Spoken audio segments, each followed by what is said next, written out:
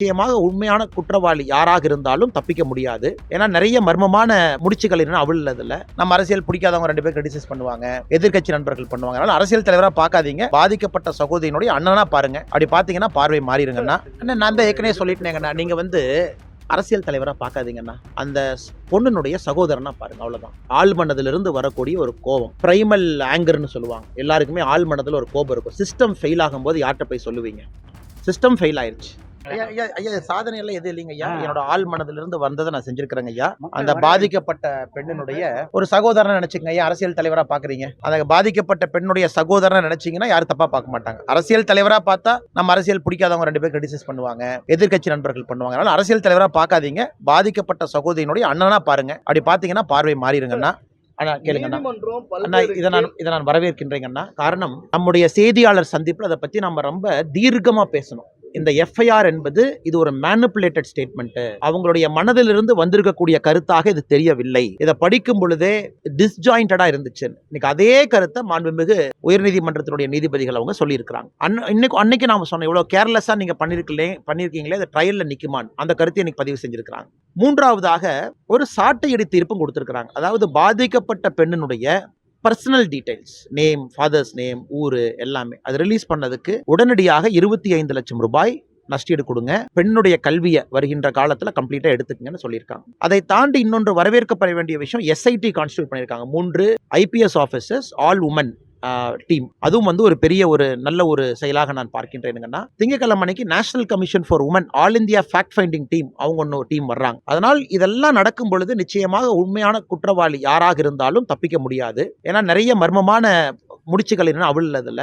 அதே நேரத்தில் Chennai police commissioner அவர்கள் சொல்லியிருக்கக்கூடிய கருத்துக்கு கூட உயர்நீதிமன்றம் சில இடத்துல தங்களுடைய கண்டனங்களை பதிவு செஞ்சிருக்கிறாங்க. ஸோ மொத்தத்தில் உயர்நீதிமன்றம் தாமாக முன்வந்து இந்த வழக்கை எடுத்து உடனடியாக, ஏதோ 1 மாசம் கழிச்சு 2 மாசம் கழிச்சு இல்லைங்கன்னா, உடனடியாக சில முக்கியமான விஷயத்த சொல்லியிருக்கிறாங்க. அது இந்த வழக்கை கைடு பண்ணும் அப்படிங்கிற நம்பிக்கை இருக்குங்க. நான் தான் ஏற்கனவே சொல்லிட்டேங்கண்ணா, நீங்க அரசியல் தலைவரா பார்க்காதீங்கன்னா அந்த பொண்ணுடைய சகோதரனா பாருங்க, அவ்வளவுதான். ஆழ்மனதிலிருந்து வரக்கூடிய ஒரு கோபம், பிரைமல் ஆங்கர்னு சொல்லுவாங்க. எல்லாருக்குமே ஆழ்மனதில் ஒரு கோபம் இருக்கும். சிஸ்டம் ஃபெயில் ஆகும்போது யார்கிட்ட போய் சொல்லுவீங்க? சிஸ்டம் ஃபெயில் ஆயிருச்சு. நேர்மையாக இருக்கக்கூடிய, நடுமையாக இருக்கக்கூடிய காவல்துறை நடுமையா இருந்தாங்களா? இல்ல.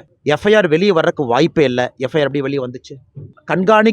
கண்காணிப்பு பட்டியலில் இருக்க வேண்டிய ஒரு மனிதன் இலவசமா ஒரு தார்காரை வச்சு ரோம் பண்ணிட்டு இருக்கான். அமைச்சர் பெருமக்களே வீட்டுல போய் உணவருந்துற புகைப்படத்தை பாக்குறோம். சிஸ்டம் கெட்டு போச்சு. சிஸ்டம் கெட்டு போச்சுன்னா உங்க கையில என்ன இருக்குங்க? போராட்டம் பண்ணணும் சென்னையில தமிழிசை சவுந்தரராஜன் அக்கா தலைமையில குழு அமைச்சிங்கன்னா கைது பண்ணி உள்ள அடைச்சு வைக்கிறாங்க. பேசுவதற்கு எங்க கருத்து சுதந்திரம் எங்க இருக்குங்கன்னா? எந்த வழிகளுமே உங்களுக்கு இல்லையே. அதனால்தான் இது எடுக்க வேண்டிய கட்டாயம். நாம் இதை ஒரு வேள்வியாக, தவமாக எடுத்திருக்கின்றோம். இது அரசியல் தலைவர்னு பார்க்காதீங்க. ஏற்கனவே சொன்னது போல பாதிக்கப்பட்ட அந்த சகோதரியினுடைய அண்ணனா பாருங்க. அண்ணன் நாளைக்கு all India level state president's meeting ஐயா, மெம்பர்ஷிப் டிரைவ் ரொட்டீன் மீட்டிங். ஆமா, திருமாவளவன் தமிழ்நாட்டில் தான் இருக்காரா இல்ல ஆகாசா மாதிரி ஒரு நாட்டில் வாழ்றாரான்னு எனக்கு சந்தேகமா இருக்கு. தமிழ்நாட்டு மக்கள் எல்லோரும் இதை பார்த்து என்ன நடக்குது, என்ன வழக்கு, என்ன நடக்குது, எதுவுமே நடக்கல. எஃப்ஐஆர் லீக் ஆயிருச்சு, அந்த பெண்ணுடைய பிரைவேட் டீடைல்ஸ் வெளியே வந்துருச்சு, இவ்வளவு பேசிட்டு இருக்கோம். திருமாவளவன் புதுசா ஒரு தீவு கட்டி அதுல ரிபப்ளிக் ஆஃப் தமிழ்நாடுன்னு பேர் வச்சு உள்ள உட்காந்துருப்பாராட்டு இருக்கு. எனக்கு ஒரு பிடிக்கும் தலைவராக. ஆனா சமீபத்தில் அவர் பேசக்கூடிய கருத்துக்கள் எதுவுமே எனக்கு பிடிக்கலீங்க. ஒரு நல்ல மனிதர், ஒரு கூட்டணியில் இருக்கக்கூடிய இந்த ஒரு செயலுக்காக அவர் பேசுறதுல எப்படிங்க நான் ஏத்துக்கிறது? ஒரு நல்ல அரசியல் தலைவரை இந்த அளவுக்கு திமுக கூட்டணியில திமுக பேச வைக்கிறது நினைக்கும் போது எனக்கு கஷ்டமா இருக்கு. அதனால இது திருமாவளவன் தான் முதல்ல கிரிட்டிசைஸ் பண்ணியிருக்கிறோம். இந்த வழக்கு போற போக்கு, வழக்கில் வரக்கூடிய தவறுகள், உண்மையான குற்றவாளியை பிடிச்சிட்டாங்களா, முன்னுக்கு முரணாக யாரு கருத்து சொல்றாங்கன்னா ஹையர் எஜுகேஷன் மினிஸ்டருடைய கருத்தும் போலீஸ் கமிஷனுடைய கருத்தும் நேர் எதிராக இருக்கு. இதெல்லாம் திருமாவளவன் முதலா கேட்கணும்னு எதிர்பார்த்தேன். ஆனா இன்னைக்கு அண்ணன் திமுக அமைச்சர்கள் திமுகவுக்கு சப்போர்ட் பண்றதை விட இன்னைக்கு திருமாவளவனுடைய சப்போர்ட் அதிகமா இருக்கு. அதான் எனக்கு அண்ணன் மேல கோவம். ஒரு நல்ல தலைவர், மக்களுக்காக இருக்கணும்னு பாடுபடக்கூடிய தலைவர், நல்ல ஒரு வாழ்க்கை மக்களுக்காக வாழணும் நினைக்கக்கூடிய தலைவர் இந்த மாதிரி திமுக பேச வச்சிருக்கேன். நாளைக்கு மீட்டிங்ல உள்துறை அமைச்சர் ஐயா இருப்பாங்கன்னா பேசுவதற்கான வாய்ப்பு எங்களுக்கு கிடைக்கும். கண்டிப்பா ஒரு நோட் போட்டு நாங்கள் பிரீஃப் பண்ணியிருக்கோம் ஐயாவுக்கு. நம்ம கண்டிப்பா அதை எடுத்துட்டு போவாங்கன்னா. அதே நேரத்தில் நேஷனல் கமிஷன் ஃபார் உமன் அவங்க எல்லாமே இதில் இறங்கி இருக்கிறாங்க. நிறைய அமைப்புகள் பார்த்துக்கிட்டு இருக்காங்க.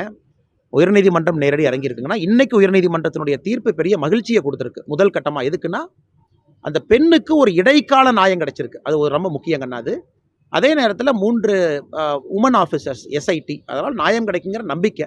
அதனால் பொறுத்திருந்து பார்ப்பங்கண்ணா. இது ஒரு மாதிரி அந்த தவறு பாதையிலிருந்து தடம் பிறண்டு செல்லும் பொழுது மறுபடியும் நாங்கள் இதை தாண்டி மேலே செல்ல வேண்டி வருங்கன்னா நம்ம போகிறோம். இந்த நன்றிங்கண்ணா. பாமக பொதுக்குழு கூட்டத்தில் வந்து பாத்தீங்கன்னா இன்னைக்கு ஒருத்தரோட பதவி நியமிக்கிறது வந்து அன்புமணி ராமதாஸும் கருத்து வேறுபாடு அண்ணே, ஏற்பட்டு கருத்து வேறுபாடு இல்லைன்னா கருத்து பரிமாற்றம். கருத்து பரிமாற்றம். சரி, பாப்பாங்கண்ணா.